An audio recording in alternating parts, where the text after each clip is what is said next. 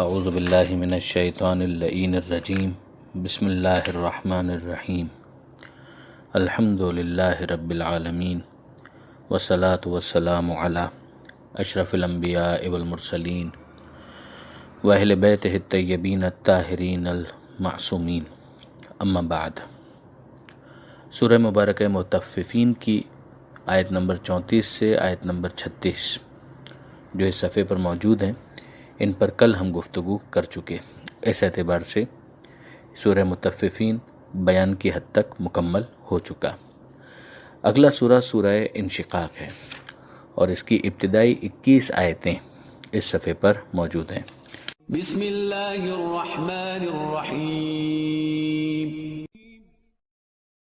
اذا السماء انشقت وأذنت لربها وحقت وإذا الأرض مدت وألقت ما فيها وتخلت وأذنت لربها وحقت يا أيها الإنسان إنك كادح إلى ربك كدحا فملاقيه فأما من أوتي كتابه بيمينه فسوف يحاسب حسابا يسيرا وينقلب إلى أهله مسرورا وأما من أوتي كتابه وراء ظهره فسوف يدعو ثبورا ويصلى سعيرا إنه كان في أهله مسرورا إنه ظن أن لن يحور بلى إن ربه كان به بصيرا فلا أقسم بالشفق والليل وما وسق والقمر إذا اتسق لتركبن طبقا عن طبق فما لهم لا يؤمنون وإذا قرئ عليهم القرآن لا يسجدون بل الذين كفروا يكذبون والله أعلم بما يوعون فبشرهم بعذاب أليم إلا الذين آمنوا وعملوا الصالحات لهم أجر غير ممنون۔ مگر اس کی بھی کل 25 آیتیں ہیں، تو آج کی حد تک ہم ان 25 آیتوں پر گفتگو کر کے سورہ انشقاق کو بھی مکمل کرنے کی کوشش کریں گے، وللہ الحمد۔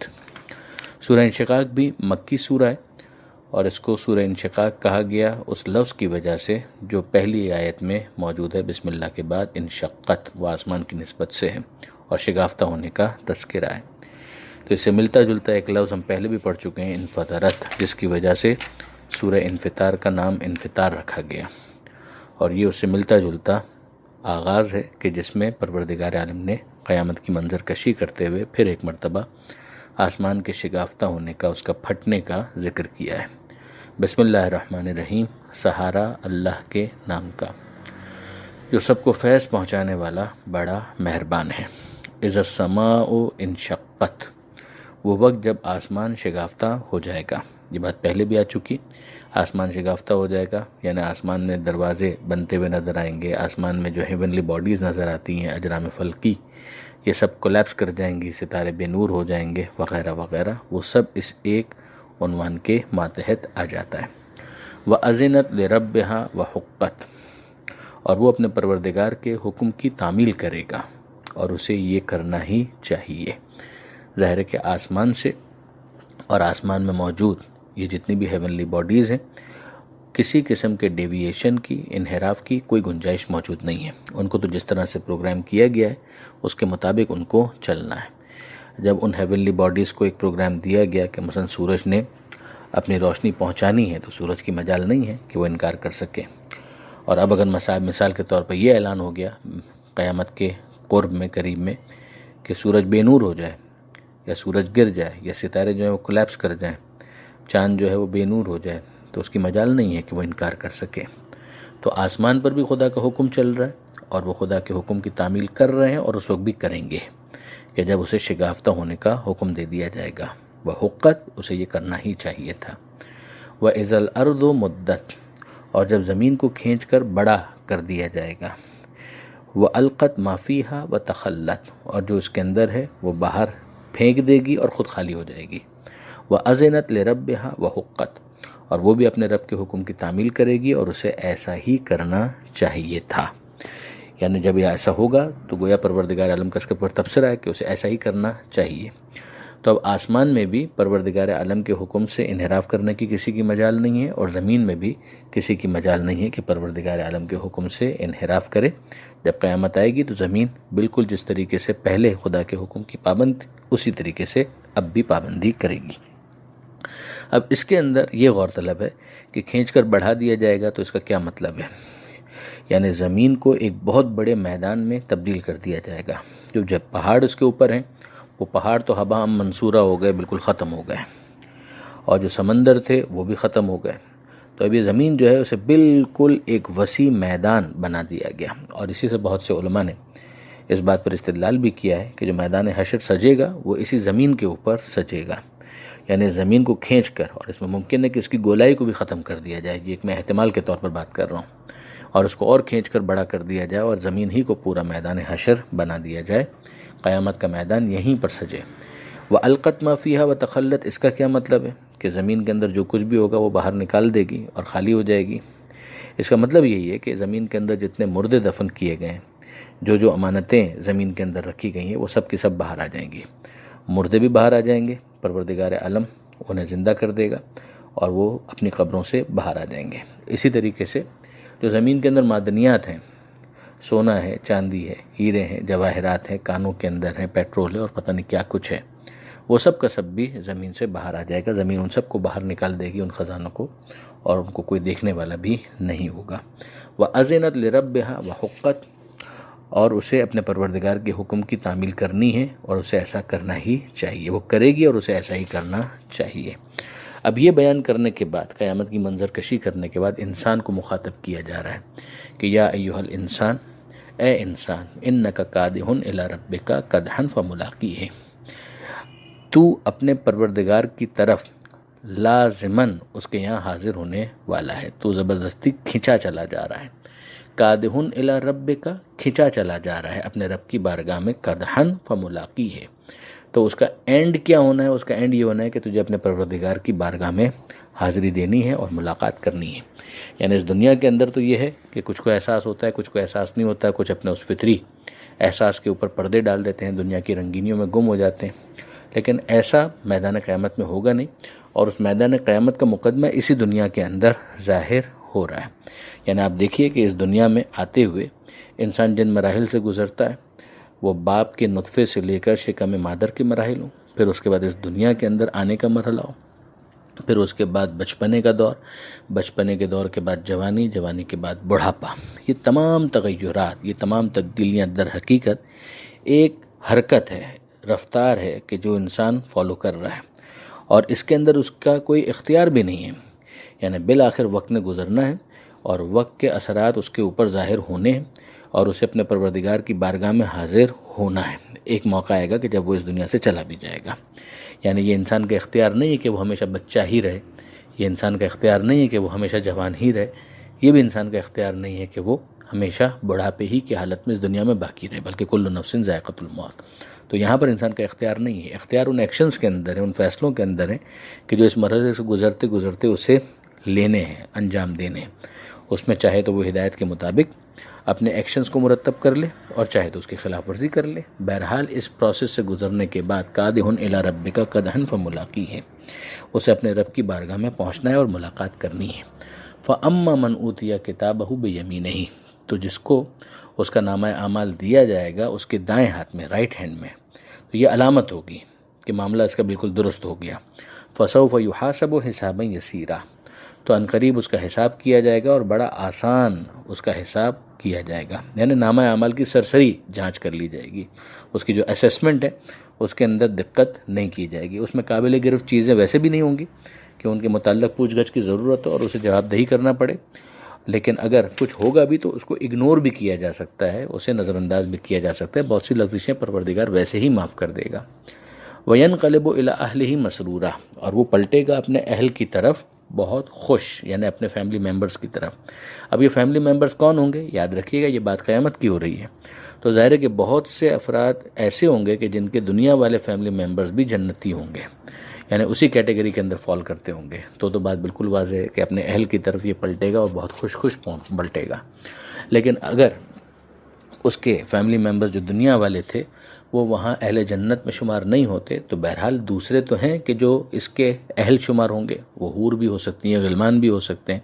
اور پھر تیسری بات یہ کی گئی کہ دوسرے جو اہل جنت ہیں وہ ان کی طرف پلٹے گا اور خوش خوش پلٹے گا، یعنی جن کے جنتی ہونے کا پہلے اعلان کر دیا گیا ہے وہ ان کی طرف پلٹے گا کہ یہ سب کے سب ایک اہل شمار ہو رہے ہیں، یعنی ایک فیملی شمار ہو رہے ہیں۔ اب اس کے مقابلے میں جو سائملٹینیس کانٹراسٹ ہے کہ وَأَمَّا مَنْ أُوتِيَ كِتَابَهُ وَرَاءَ ظَهْرِهِ، کہ وہ کہ جس کو اس کا اعمال نامہ دیا جائے گا پیٹھ کے پیچھے سے، فَسَوْفَ يَدْعُو ثُبُورًا، تو وہ چلائے گا کہ ہائے تباہی، یعنی میں برباد ہو گیا۔ وَيَصْلَىٰ سَعِيرًا، اور جہنم کی آگ میں داخل ہو جائے گا، اس کو داخل کر دیا جائے گا۔ اب یہاں پر ایک سوال پیدا ہوتا ہے کہ رائٹ ہینڈ کے مقابلے میں تو لیفٹ ہینڈ ہونا چاہیے، جس کا دوسرے مقامات پر ذکر بھی ہے، تو پھر اس کے بعد پیٹھ کی طرف سے اس کو اعمال نامہ دینے کا کیا مطلب ہے؟ اس میں مفسرین کی یہ رائے بہت صائب محسوس ہوتی ہے کہ چونکہ اس کا ایک علامتی مطلب تو واضح ہے، جس کو رائٹ ہینڈ میں اس کا نامہ عمل دیا گیا یہ اس کی کامیابی کا اعلان ہے، اور جس کو لیفٹ ہینڈ میں دیا جائے گا یہ اس بات کی علامت ہے کہ یہ ناکام ہو گیا، اور وہ اس چیز کو سمجھ رہے ہوں گے۔ تو اگر کسی کو لیفٹ ہینڈ میں نامہ عمل دیا جا رہا ہوگا تو وہ لینا نہیں چاہے گا اور وہ اپنا ہاتھ پیچھے کی طرف کر لے گا، اور جب اس کا ہاتھ پیچھے کی طرف جائے گا تو ظاہر ہے کہ بہرحال وہ وہاں پر پکڑ سے بچ تو نہیں سکتا، تو پیچھے ہی کی طرف سے لا کر اس کا نامہ اعمال اس کے ہاتھ میں، بائیں ہاتھ میں، لیفٹ ہینڈ میں دے دیا جائے گا۔ اب پروردگار فرماتا ہے کہ انہ کان فی اہلہ مسرورا، یہ اپنے گھر والوں میں بہت خوش تھا۔ تو خوش ہونے پر کیا پروردگار عالم کو اعتراض ہے؟ اس کا خوش ہونا حق بجانب نہیں تھا، یعنی اس کا خوش ہونا بالکل ویسا ہی تھا جیسے پچھلے سورے کے اندر ہم نے پڑھا تھا کہ ایک طرف یہ مومنین کا مذاق اڑاتے تھے اور اپنے گھر واپس جاتے تھے تو بھی اس کو لطف لیتے رہتے تھے، وہ جو استہزاء کرتے تھے، وہ ریڈیکیول کرتے تھے، موقری کرتے تھے، اس کے اوپر یہ لوگ اپنے گھر تک پہنچتے پہنچتے بھی لطف اندوز ہوتے تھے اور وہاں پر بھی اس سے متعلق نیگیٹو باتیں کیا کرتے تھے۔ تو یہ ایسا خوش ہونا ہے کہ جو حق بجانب نہیں ہے، جسٹیفائیڈ نہیں ہے۔ انہ کان فی اہلہ مسرورا انہ ظن ان لن یحور، اور اس کا خیال یہ تھا کہ ہرگز ہرگز اس کو پلٹنا نہیں ہے۔ بابر بعیش کوش کے عالم دوبارہ نہیں، اس کی جتنی عیاشی کرنی ہے کر لو، دنیا کے اندر کوئی دوسری دنیا نہیں ہے اور کہیں کچھ پلٹنے کا معاملہ نہیں ہے۔ بلا، کیوں نہیں، ان ربہ کان بہ بصیرا، یقیناً اس کا رب اسے خوب دیکھ رہا تھا، وہ خدا کی نگاہوں سے پوشیدہ نہیں تھا۔ فلا، تو نہیں، پھر ایک تھوڑا سا پوز آئے گا کہ یعنی جو انہوں نے سوچا وہ غلط تھا، ان کا یہ سوچنا کہ انہیں نہیں پلٹنا ہے یہ بالکل غلط تھا۔ اقسم بالشفق، میں قسم کھاتا ہوں شفق کی، واللیل وما وسق، اور رات کی کہ جب وہ اور جو وہ سمیٹ لیتی ہے، والقمر اذا اتسق، اور چاند کی قسم کھاتا ہوں جب وہ بدر کامل ہو جائے، فل مون ہو جائے، پورا ہو جائے۔ اب یہ جو تین قسمیں ہیں پہلے تو ان کو سمجھ لیجئے۔ شفق کا مطلب تو واضح ہے کہ جب دن ڈھلتا ہے اور رات سے وہ قریب ہو جاتا ہے تو جو آسمان کے اوپر سرخی آتی ہے اس کو شفق کہا جاتا ہے، اور رات کی قسم اور جو وہ سمیٹ لیتی ہے، جیسے ہی رات آتی ہے تو رات کا آنا اس بات کا پیغام ہوتا ہے کہ لوگ اپنے اپنے گھروں کو پلٹ جائیں۔ ظاہر ہے کہ اکثر افراد اپنی نوکریوں سے رات کے قریب قریب واپس آ رہے ہوتے ہیں، اور پھر اس کے بعد چاند کی قسم کہ جب وہ بدر کامل ہو، فل مون ہو جائے، پورا پورا چاند بن جائے۔ تو اب یہ بھی ہم دیکھتے ہیں کہ مختلف مراحل ہیں کہ جن کو اس نے طے کیا۔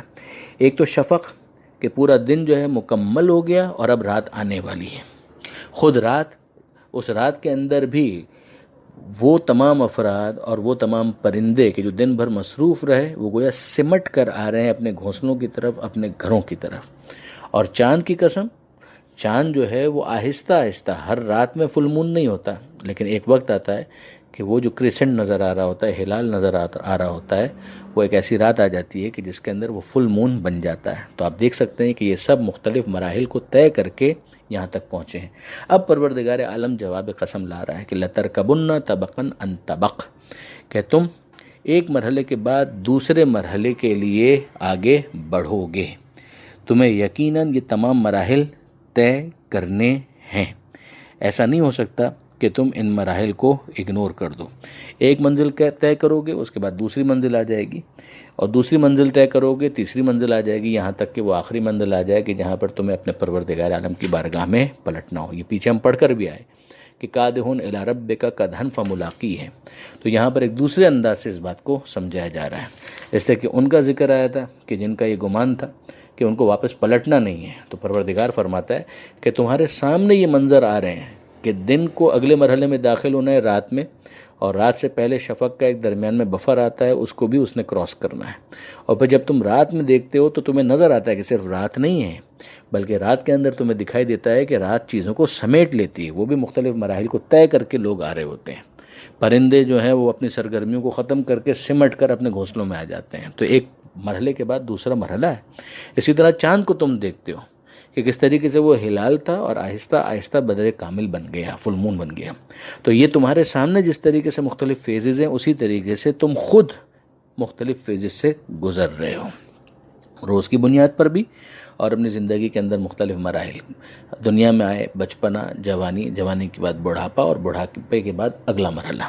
اب اگر تم اس دنیا کے اندر ہدایت کے مطابق اپنی زندگی گزار لو گے تو روحانی اعتبار سے بھی تم ایک طبقے کے بعد دوسرا طبقہ طے کرو گے، ایک منزل کے بعد دوسری منزل پر آ جاؤ گے. فما لہم لا یؤمنون، تو انہیں کیا ہو گیا ہے کہ یہ لوگ ایمان نہیں لاتے. وَإِذَا قُرِئَ عَلَيْهِمُ الْقُرْآنُ لَا يَسْجُدُونَ، اور جب ان کے سامنے قرآن پڑھا جاتا ہے تو یہ سجدہ ریز نہیں ہوتے، یہ سجدے میں نہیں جاتے. اس موقع پر سجدہ کرنا مستحب ہے. تاکید تو بہت زیادہ ہے، لہذا ہم بھی سجدہ کریں گے، اور آپ بھی اگر اس موقع پر سجدہ کریں تو بہت اچھا ہے. البتہ یہ سجدہ واجب نہیں ہے. واجب سجدے 4 ہیں جن کا اپنا مقام ہے. تو بس ایک لمحے کے لیے ہم ذرا رکیں گے تاکہ سجدہ ہو جائے، اور پھر اس کے بعد اپنی بات کو آگے بڑھائیں گے.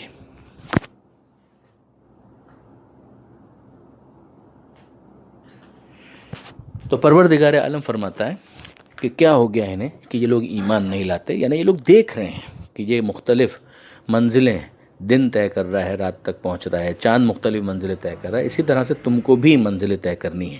یہ ایمان لے آئیں تو روحانی اعتبار سے بھی منزلیں طے کریں گے، ورنہ پستی کی جو منزلیں ہیں وہ طے کرتے چلے جائیں گے. فما لہم لا یؤمنون، انہیں کیا ہو گیا ہے کہ یہ لوگ ایمان نہیں لاتے، اور جب ان کے سامنے قرآن کی تلاوت کی جاتی ہے تو یہ سجدہ ریز نہیں ہوتے. پھر اس کے بعد پروردگار عالم فرماتا ہے بل الذین کفروا یکذبون، بلکہ وہ کہ جنہوں نے کفر اختیار کیا وہ تو جھٹلاتے ہیں.